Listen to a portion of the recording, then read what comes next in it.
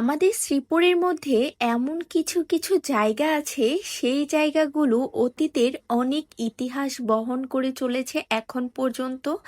এই ইতিহাস ও ঐতিহ্যে ঘেরা অন্যতম একটি জায়গা হচ্ছে গোলাঘাট বাজার এবং তার পাশ দিয়ে বয়ে যাওয়া মাটিকাটা নদীর উপরে এই সুন্দর রেলপথটি। এই জায়গাটার সৌন্দর্য আপনাকে মুগ্ধ করবে। তো হ্যালো এভরিওয়ান, আসসালামু আলাইকুম। আপনারা সবাই কেমন আছেন? আশা করছি আপনারা সবাই ভালো আছেন।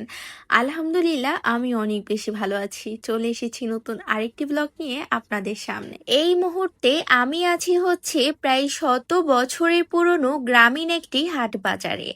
এই বাজারটির নাম হচ্ছে গোলাঘাট বাজার, যেটা কিনা আমাদের গাজীপুর জেলার শ্রীপুর উপজেলার বর্মি ইউনিয়নের মধ্যে অবস্থিত।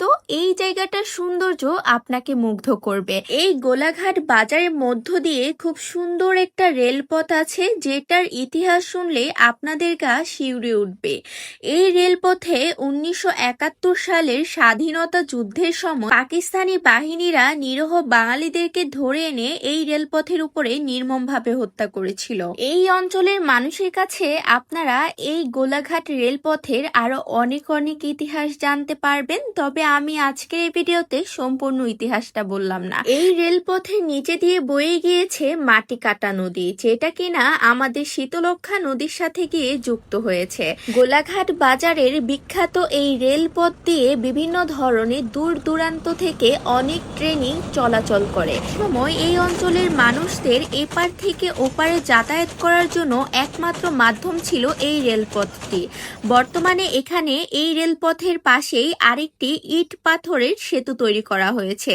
সেই ব্রিজটিও খুবই সুন্দর। গোলাঘাট বাজারের এই বিখ্যাত সুন্দর রেলপথটি দেখার জন্য দূর দূরান্ত থেকে অনেক মানুষই এখন এখানে ছুটে আসে। গ্রাম মানেই যেমন শান্তির জায়গা, তেমনই কিন্তু গ্রামীণ বাজার মানে হচ্ছে টাটকা সব শাকসবজির দেখা মেলা। শনিবার এবং মঙ্গলবার এই 2 দিন এই গোলাঘাট বাজারে সাপ্তাহিক হাট বসে বিকেল বেলায়। আমি এখানে বৃহস্পতিবার সকাল বেলায় গিয়েছিলাম, যার কারণে এই বাজারের গ্রামীণ হাটের দৃশ্যগুলো আপনাদের সামনে আমি তুলে ধরতে পারিনি। সে কারণে আমি আপনাদের কাছে আন্তরিকভাবে দুঃখিত। পরবর্তী সময়ে আমি গ্রামীণ হাটের বাজারের যে দৃশ্যগুলো সেগুলো আপনাদের সামনে তুলে ধরার চেষ্টা করব ইনশাআল্লাহ। যাই হোক, এই গোলাঘাটের প্রত্যেকটা অংশই কিন্তু খুবই সুন্দর। আমি প্রত্যেকটা অংশই ঘুরে ঘুরে দেখছিলাম এবং অনেক বেশি মুগ্ধ হয়ে যাচ্ছিলাম। এই মাটিকাটা নদীটাকে ঘিরে অনেকের শৈশবের অনেক স্মৃতি জড়িয়ে আছে এখানে। অনেকেই আমাকে এই মাটিকাটা নদীর গল্প শুনিয়েছেন, তবে আজকে আমি নিজের চোখে দেখলাম। যাই হোক, এর আশেপাশের সৌন্দর্য আপনাদেরকে আমি দেখিয়ে দিলাম। এই সেতুটি কিন্তু নতুন করা হয়েছে।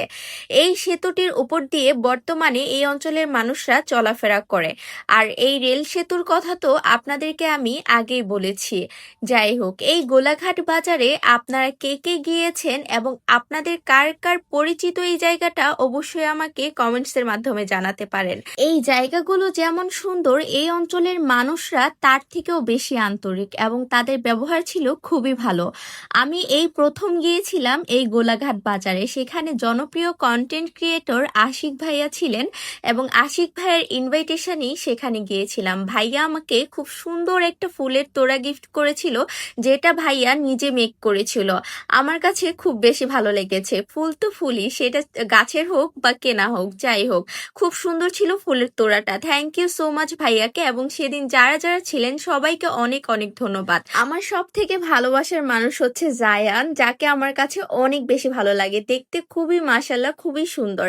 সে আমাকে সেখানে প্রোটেক্ট করছিল যেন কোনো রিক্সাওয়ালা মামা বা অন্য কেউ এসে আমাকে আঘাত করতে না পারে। এরকম কিউট একটা পিচ্চি বাচ্চা যার লাইফে থাকে, তার আর কি চাই বলেন।